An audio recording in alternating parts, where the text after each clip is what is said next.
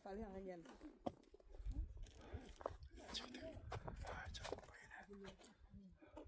קפאו לי ואנחנו חייבים להתחיל לרדת. סבבה, הכל יפה. לצערי. 1.5. זה ירידה של 3 שעות ויש לנו רק שעתיים. זה לא ירידה של 3 שעות. עלינו את זה ב4, אגב. יורדים את מה שעולים בשעה פחות. 0 עצירות. 0 עצירות, סבבה, אבל מה עלינו 4 שעות? כן, חיים שלי. ברגע שיצאנו 4 שעות. התחלנו ב10. התחלנו ב10, אבל לא באמת התחלנו ב10.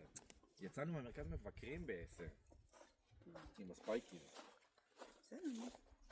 אז משם אנחנו צריכים לחזור, יותר טוב. וזה חריף די מפה. וואי, כל כך יפה. איזה צפי.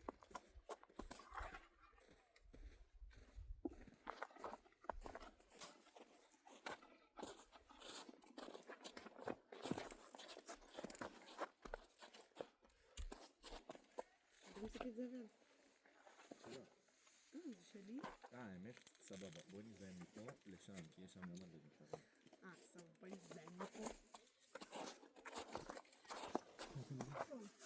אני נפרדת.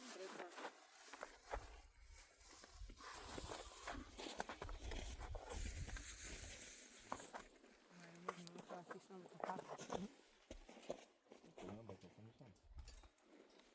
אין בעיה בלישון מוקדם היום. לא, שנה. מה יש עוד לעשות בעיר הזאת? חוץ מלדוג ולאכול סרטן. רגע, שלא תבין לא נכון. אני אמרתי לך למה אהבתי כל כך את טיואן.